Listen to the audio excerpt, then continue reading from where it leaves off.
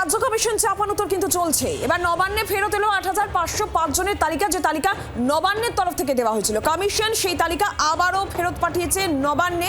যথাযথ তথ্য দিতে হবে, এমনটাই কমিশনের বক্তব্য। সবিস্তারে জানালে তবেই এই তালিকা গ্রাহ্য হবে। ঠিক কি জানানো হলো কমিশনের তরফ থেকে, কেন ফেরত পাঠানো হলো এই তালিকা? অর্কদীপ্ত। দেখো যে ৮৫০৫ জনের তালিকা রাজ্যের তরফ থেকে দেওয়া হয়েছিল নির্বাচন কমিশনে। কমিশন সেটা কিন্তু অ্যাকসেপ্ট করেনি। তাদের বক্তব্য ছিল প্রত্যেকের ডিটেলস, বায়োডেটা তাদের প্রয়োজন এবং সেই অনুযায়ী কিন্তু তাদের কাজে যোগ দেওয়া হবে, যোগ করানো হবে। কিন্তু যে যে যে তালিকা পাঠানো হয়েছিল সেখানে কোনো ডিটেলস ছিল না, তাই তালিকা ফেরত পাঠিয়ে দেওয়া হয়েছে। বলা হয়েছে কতজন এই আরো ইতিমধ্যেই রয়েছেন, কারণ ওই তালিকায় কিন্তু ইতিমধ্যেই এরকম অনেক নাম আছে বলে জানা যাচ্ছে যারা এই আরো হিসেবে কাজ করছেন। তাদেরকে আর ওই তালিকায় রাখার কোনো মানে নেই, কারণ ইতিমধ্যেই তারা কিন্তু প্রক্রিয়ার সাথে যুক্ত রয়েছেন।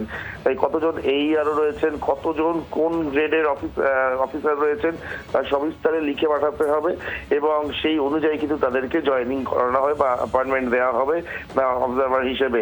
ফলে এখন আবার কিন্তু রাজ্যের কাছে এই তালিকা ফেরত গেল। এখন দেখা রাজ্য কবে আবার তালিকা কমিশনকে দেয়, যেভাবে কমিশন চাইছে সেইভাবে। তারপরেই কিন্তু এই লিস্টের যারা রয়েছেন তারা কাজ করতে পারবেন এসআইআর এ।